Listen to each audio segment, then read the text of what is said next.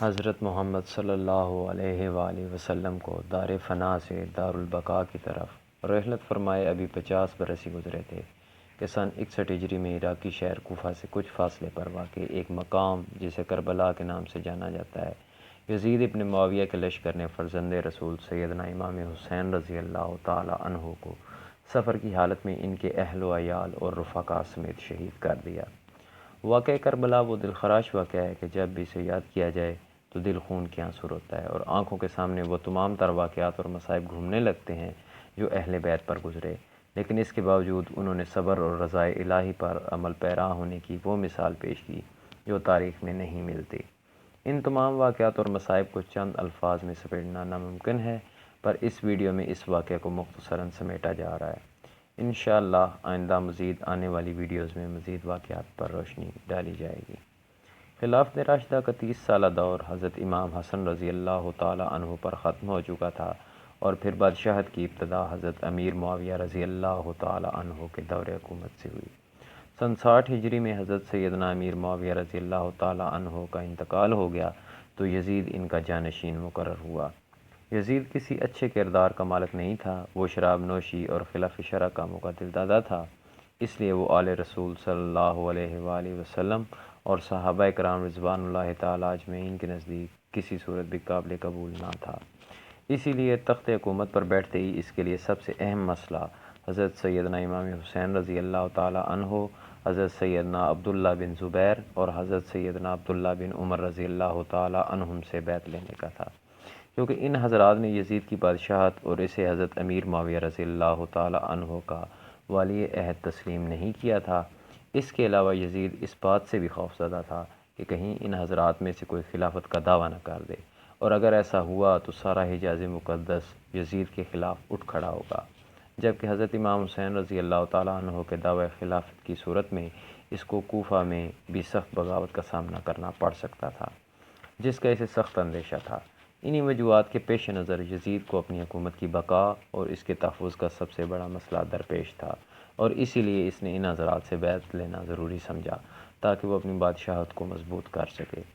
اس سلسلہ میں اس نے مدینہ منورہ کے گورنر ولید بن عقبہ کو خط تحریر کیا اور حضرت امیر معاویہ کی وفات کی خبر دی، اور ان حضرات سے بیعت لینے کے لیے سخت احکامات جاری کیے اور عدم تعمیل کی صورت میں قتل عام کا حکم دیا۔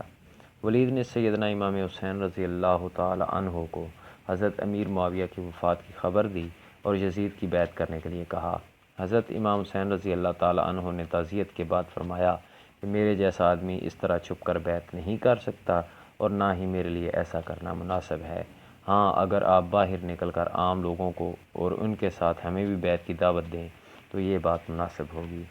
یزید کی بیعت حضرت سیدنا امام حسین رضی اللہ تعالی عنہ کو قلبی طور پر سخت ناپسند تھی،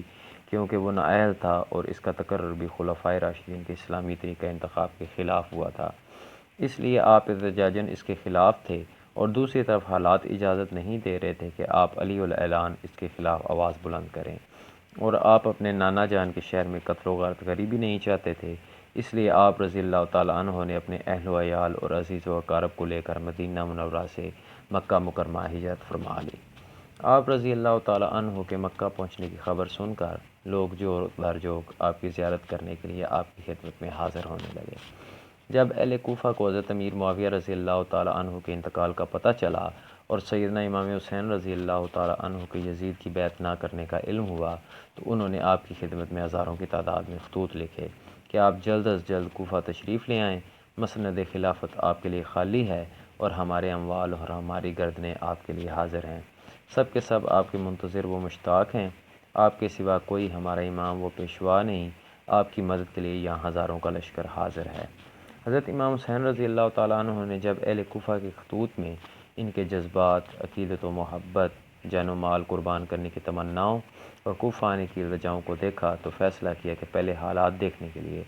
اپنے چچا زاد بھائی مسلم بن عقیل رضی اللہ تعالیٰ عنہ کو کوفہ بھیجا جائے۔ چنانچہ آپ نے اہل کوفہ کے نام انہیں ایک خط دے کر بھیجا کہ وہاں جائیں اور براہ راست حالات کا صحیح اندازہ لگا کر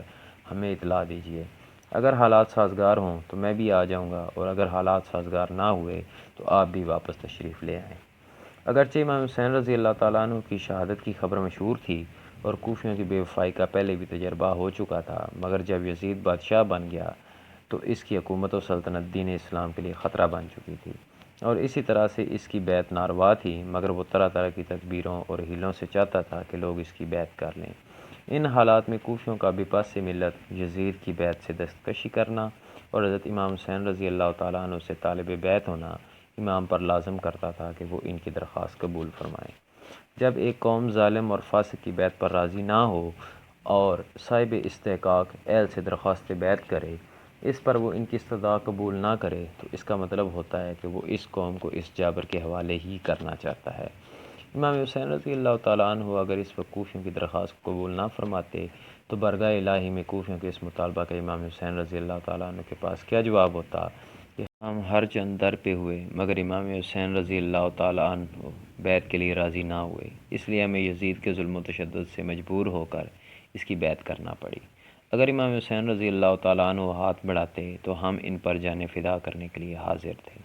یہ مسئلہ ایسا درپیش آیا کہ جس کا حل بجز اس کے سوا کچھ نہ تھا کہ امام حسین رضی اللہ تعالیٰ عنہ ان کی دعوت کو قبول فرمائیں، اگرچہ اکابر صحابہ کرام ابن عباس، حضرت ابن عمر، حضرت جابر و حضرت ابو سعید وغیرہ رضی اللہ تعالیٰ عنہم حضرت امام حسین رضی اللہ تعالیٰ عنہ کی اس رائے سے متفق نہیں تھے اور انہیں کوفیوں کے عہد و مواثیق پر اعتبار نہیں تھا۔ حضرت امام حسین رضی اللہ تعالیٰ عنہ کی محبت اور شہادت کی شہرت ان کے دلوں میں اختلاج پیدا کر رہی تھی، گو کہ یہ یقین کرنے کی بھی کوئی وجہ نہیں تھی کہ شہادت کا یہی وقت ہے اور اسی سفر میں یہ مرحلہ درپیش ہوگا، لہذا اندیشہ مانے تھا۔ بہرحال حضرت سیدنا مسلم بن عقیل رضی اللہ تعالیٰ عنہ نے اہل کوفہ کی بے پناہ محبت اور عقیدت کو دیکھتے ہوئے حضرت امام حسین رضی اللہ تعالیٰ عنہ کی خدمت میں خط لکھ کر بھیجا کہ ہزاروں لوگوں نے میرے ہاتھ پر بیعت کر لی ہے اور یہاں کے سب لوگ آپ کی تشریف آوری کے منتظر ہیں۔ حضرت امام حسین رضی اللہ تعالیٰ عنہ نے اس کے بعد کوفہ جانے کا عزم صمیم کر لیا، مگر وہاں برپا ہونے والے فساد اور حضرت مسلم بن عقیل رضی اللہ تعالیٰ عنہ کی شہادت کی اطلاع آپ کو نہیں تھی۔ حضرت امام حسین رضی اللہ تعالیٰ عنہ نے 3 ذوالحج 60 ہجری کو اپنے اہل بیت و خدام کل 82 افراد کو ہمراہ لے کر راہ عراق اختیار فرمائی۔ راستے میں حضرت سیدنا امام حسین رضی اللہ تعالیٰ عنہ کو کوفیوں کی بدعہدی اور حضرت مسلم بن عقیل رضی اللہ تعالیٰ عنہ کی شہادت کی خبر مل گئی تھی۔ اس پر امام حسین رضی اللہ تعالیٰ عنہ کے رفقا کی آراء مختلف ہوئیں اور ایک بار آپ نے واپسی کا قصد فرمایا، لیکن بہت گفتگو کے بعد یہی طے پایا کہ سفر کو جاری رکھا جائے اور واپسی کا خیال ترک کر دیا جائے۔ حضرت سیدنا امام حسین رضی اللہ تعالیٰ عنہ نے بھی اس رائے سے اتفاق فرمایا اور قافلہ آگے چل دیا، یہاں تک کہ حضرت امام حسین رضی اللہ تعالیٰ عنہ نے کربلا میں نزول فرمایا۔ یہ محرم الحرام 61 ہجری کی 2 تاریخ تھی۔ آپ نے اس جگہ کا نام دریافت کیا تو معلوم ہوا کہ اس جگہ کو کربلا کہتے ہیں۔ حضرت امام حسین رضی اللہ تعالیٰ عنہ کربلا سے واقف تھے اور آپ کو معلوم تھا کہ کربلا ہی وہ جگہ ہے جہاں اہل بیت رسالت کو حق کی راہ میں خون کی ندیاں بہانی ہوں گی۔ انہی دنوں آپ رضی اللہ تعالیٰ عنہ کو حضور سید عالم صلی اللہ علیہ وآلہ وسلم کی زیارت ہوئی۔ حضور علیہ الصلوۃ والسلام نے آپ کو شہادت کی خبر دی اور آپ کے سینہ مبارک پر دست اقدس رکھ کر دعا فرمائی، اے اللہ حسین کو صبر و اجر عطا فرما۔ پھر ابن زیاد نے سیدنا امام حسین رضی اللہ تعالیٰ عنہ کو ایک خط لکھ کر بھیجا کہ یزید کی بیعت کر لیجئے۔ جب وہ خط آپ رضی اللہ تعالیٰ عنہ کے پاس پہنچا تو آپ نے خط پڑھ کر پھینک دیا اور خط لانے والے قاصد سے فرمایا، اس وقت میرے پاس اس کا کوئی جواب نہیں۔ ایلچی نے آ کر ابن زیاد کو بتایا تو اس کا غصہ بڑھ گیا، اس نے لوگوں کو جمع کیا، فوج تیار کی اور اس کا سپہ سالار ابن سعد کو بنایا جو کہ ملک رے کا والی تھا۔ اول اس نے پہلو تہی سے کام لیا، اس پر ابن زیاد نے کہا کہ یا تو لڑنے پر تیار ہو جا یا پھر رے کی حکمرانی چھوڑ کر گھر بیٹھ جا۔ ابن سعد نے رے کی حکومت اختیار کی اور 22,000 سوار اور پیادہ لشکر لے کر نواسہ رسول حضرت امام حسین رضی اللہ تعالیٰ عنہ سے لڑنے نکل پڑا، یہاں تک کہ یہ لوگ دریائے فرات کے کنارے پر قابض ہو کر آپ کے قافلے اور پانی کے درمیان حائل ہو گئے، جبکہ یہاں یہ کارروائی ہوئی کہ سب خیمے ایک دوسرے کے قریب کر دیے گئے، خیموں کے پیچھے خندق کھود کر اس کو نرکل اور خشک لکڑیوں سے بھر دیا گیا۔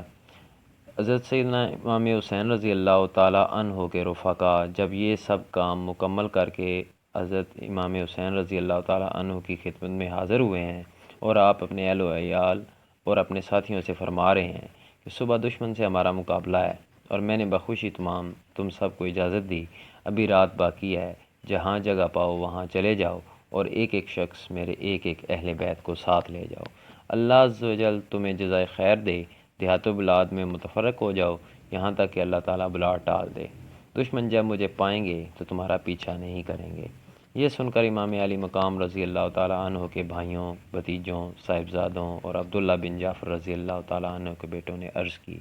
ایسا ہم کس لیے کریں؟ اس لیے کہ آپ رضی اللہ تعالیٰ عنہ کے بعد زندہ رہیں۔ اللہ عز و جل ہمیں وہ منحوس دن نہ دکھائے کہ آپ ہم میں نہ ہوں اور ہم زندہ رہیں۔ یہاں تک کہ ابن سعد نے اپنے لشکر کے ساتھ آپ رضی اللہ تعالیٰ عنہ کے رفقا اور آپ پر حملہ کر دیا۔ آپ کے رفقا و احباب، بھائی اور شہزادگان بہادری سے لڑے اور ایک ایک کر کے شہید ہوتے چلے گئے۔ تقریباً 50 سے زائد افراد شہید ہو گئے تو حضرت امام حسین رضی اللہ تعالیٰ عنہ کو بھی بڑی بے دردی کے ساتھ شہید کر دیا گیا۔ یزید بن معاویہ ابو خالد اموی وہ بدبخت شخص ہے جس کی پیشانی پر اہل بیت کرام رضوان اللہ علیہم اجمعین کے بے گناہ قتل کا سیاہ داغ ہے۔ یہ وہی شخص ہے جس پر پوری دنیا اسلام ہر زمانے میں ملامت کرتی رہی ہے اور قیامت تک اس کا نام حقارت سے لیا جاتا رہے گا۔ محرمات سے نکاح اور سود وغیرہ جیسے ممنوعات کو بھی اسی بے دین نے اعلانیہ رواج دیا۔ اس نے مکہ مکرمہ و مدینہ منورہ پر چڑھائی کروائی اور بے حرمتی کروائی اور کثیر تعداد میں صحابہ کرام رضوان اللہ تعالیٰ عنہم کو شہید کروایا۔ قیامت تک دنیا اسلام اس پر لعنت کرتی رہے گی۔ اے کربلا کی خاک اس احسان کو نہ بھول، تڑپی ہے تجھ پہ لاشِ جگر گوشائے بطول۔ اسلام کے لہو سے تیری پیاس بجھ گئی، سیراب کر گیا تجھے خونِ رگِ رسول۔